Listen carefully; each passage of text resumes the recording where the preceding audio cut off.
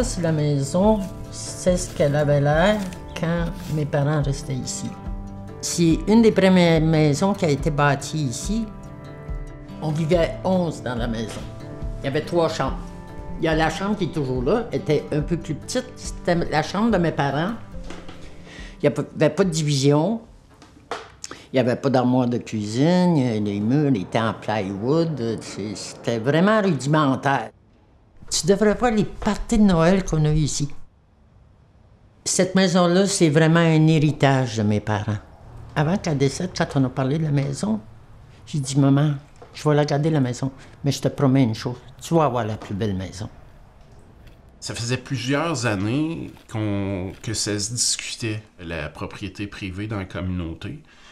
Puis finalement, on a fait un comité, on l'a mis en place, puis on a mené à terme la politique de l'accès à la propriété.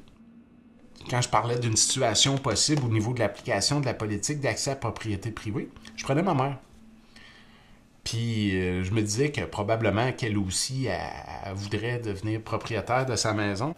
Fait que quand Benoît m'a parlé d'acheter la maison, écoute, ça a été la plus belle nouvelle que je pouvais pas avoir.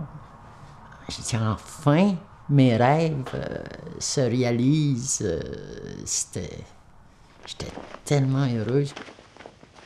Toutes les maisons, présentement, sauf celle à Denise, qu'on a fait le transfert récemment, appartiennent au conseil de bande. Fait que tout le monde est locataire ici. Puis le but, c'est un peu de déresponsabiliser le conseil, mais responsabiliser les gens aussi. La gestion des terres est régie par la loi sur les Indiens. Et le propriétaire des terres des réserves indiennes, c'est Sa Majesté la Reine. Il n'y a pas une banque qui veut prêter un individu dans la communauté parce que c'est sur la terre de réserve.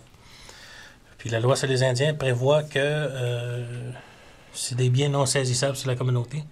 Fait qu'ils n'ont pas de forme de garantie hypothécaire sur la maison. Ici, on gère le parc de logement de 160 maisons. En gros, on fait l'entretien de toutes les maisons de la communauté. Si tu as un problème avec ta toilette, tu as un problème avec ta porte, avec ta galerie, tu viens ici demander une aide, puis il y a un menuisier qui va aller chez toi pour faire les réparations. Moi, j'ai toujours considéré cette maison-là comme la mienne parce que on a toujours rénové la maison à nos frais. On a fait des aménagements, on a fait du gazon, on a planté des arbres, des arbustes pour que ça ait moins d'un champ. C'est pas tout le monde qui a besoin d'une maison, d'un logement social. Il y a des gens qui gagnent bien leur vie dans la communauté. Il y a des familles qui ont des très bons revenus puis qui pourraient avoir leur propriété. C'est une grosse charge, une maison pour une communauté. La CEDAC vient permettre aux membres des Premières Nations d'avoir accès à du financement sans garantie de leur conseil de bande. Notre financement est réellement basé sur la capacité de payer des gens et sur la valeur des habitations. Il y a une question de fierté collective à quelque part dans tout ça. Ça l'amène, je pense, un sentiment d'appartenance à ton foyer, à la fierté d'habiter ici, comme vivre dans un quartier, mettons. On donne un pouvoir aux gens ici qu'il n'y avait pas avant. T'sais, les gens ne pouvaient pas devenir propriétaires.